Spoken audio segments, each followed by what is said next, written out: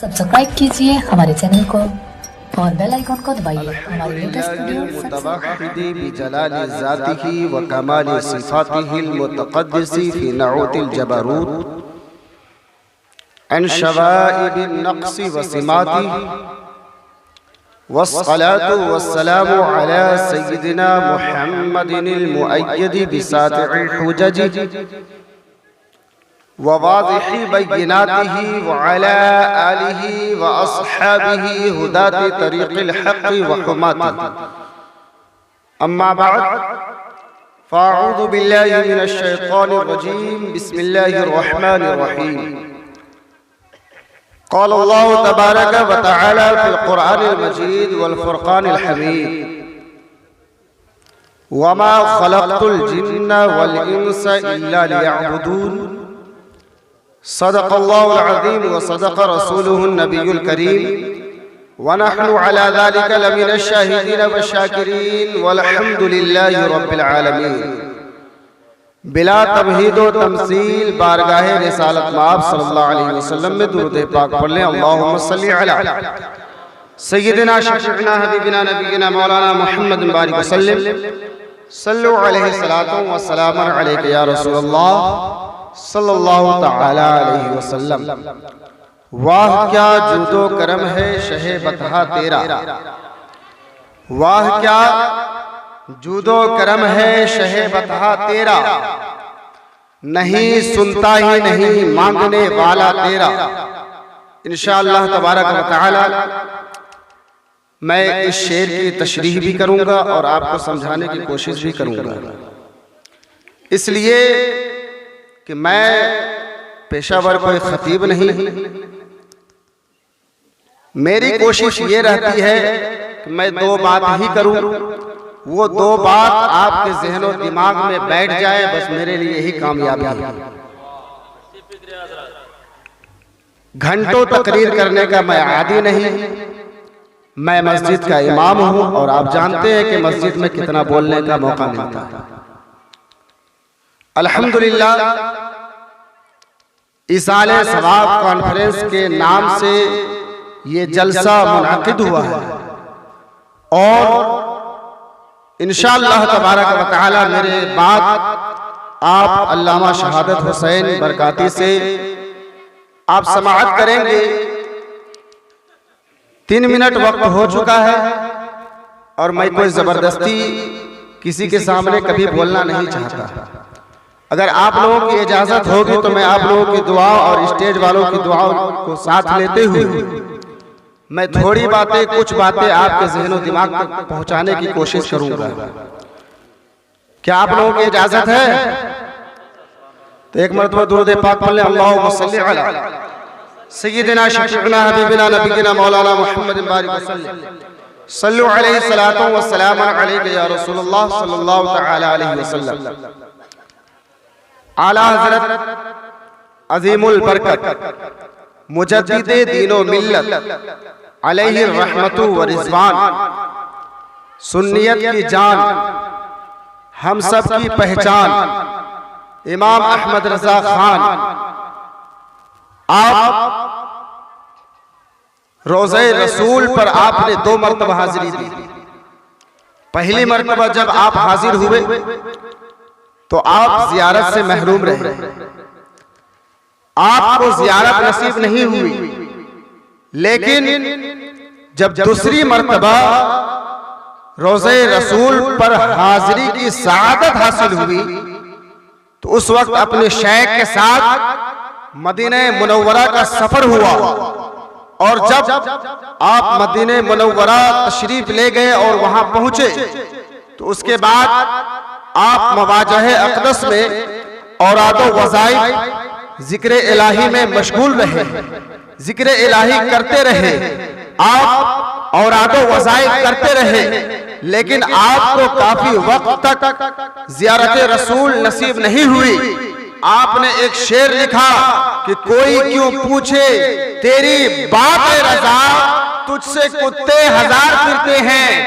जब ये शेर आला हज़रत फाज़िले बरेलवी ने अपनी ज़बाने फैज़े तर्जमान से निकाला, उसी वक्त बेदारी के आलम में आला रज़ा खां फाजिले बरेलवी को बेदारी के आलम में ज़ियारत रसूल नसीब हुई और उसी वक्त आला हज़रत फाजिले बरेलवी पुकार उठे, चमक तुझसे पाते हैं सब पाने वाले, मेरा दिल भी चमका दे चमकाने वाले, और बरसता नहीं देख कर अब्र रहमत, बदों पर भी बरसा दे बरसाने वाले, और तू जिंदा है वल्लाह, तू जिंदा है वल्लाह, मेरी चश्मे आलम से छुप जाने वाले। नारे तकबीर, नारे रिसालत, मसलके आला हजरत।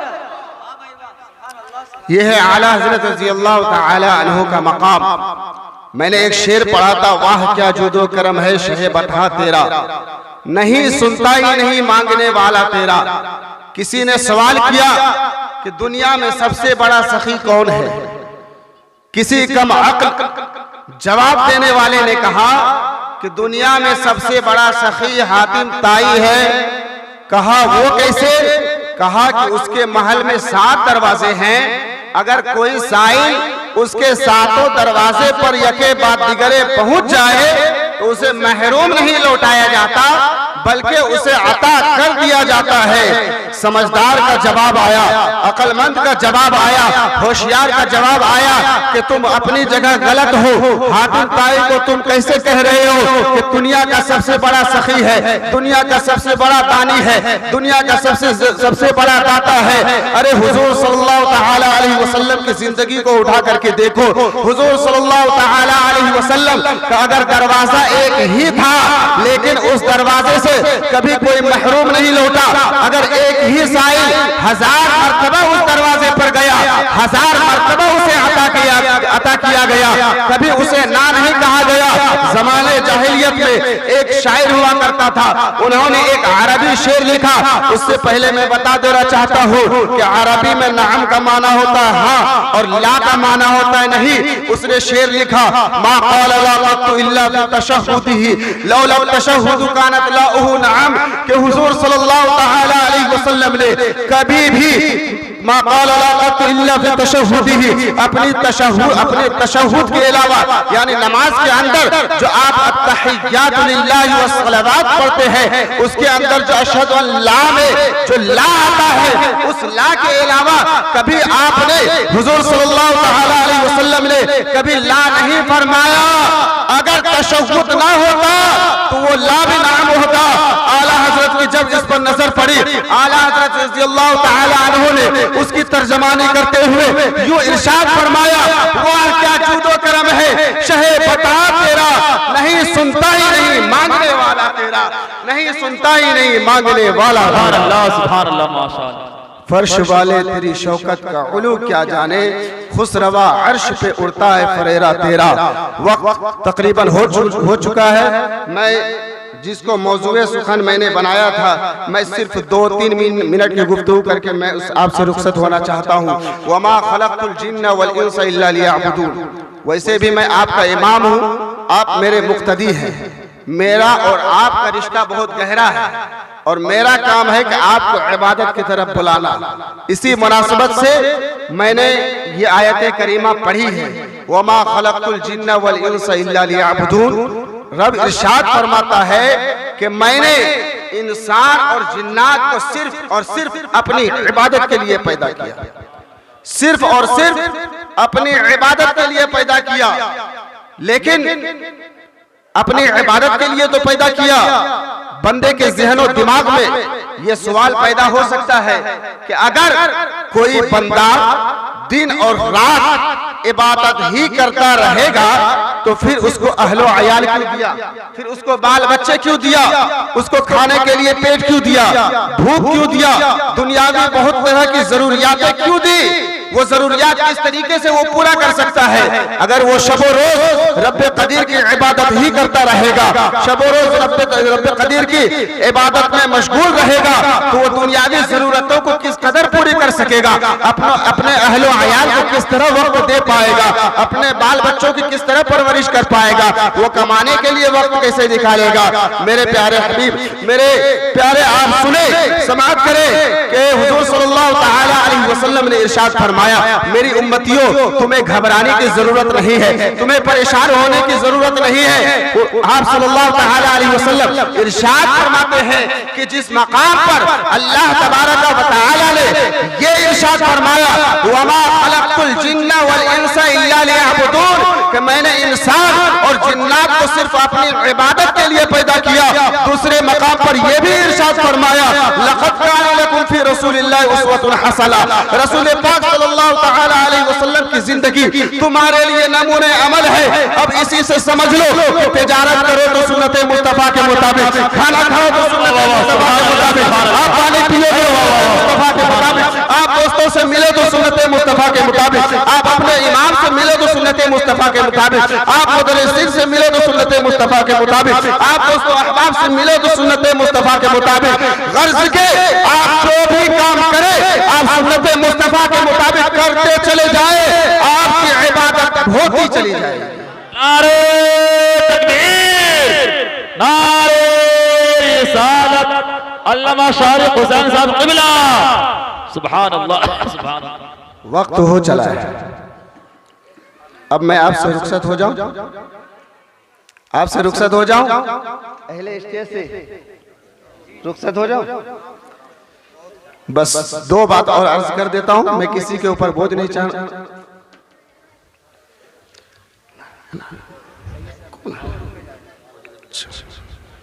दुरूद पाक पढ़ने, अल्लाहुम्मा सल्ली अला सय्यिदिना शफीअना हबीबिना नबीना मुहम्मद बारिक वसल्लम, सल्लु अलैहि सलातो व सलाम अलैका या रसूल अल्लाह सल्लल्लाहु तआला अलैहि वसल्लम।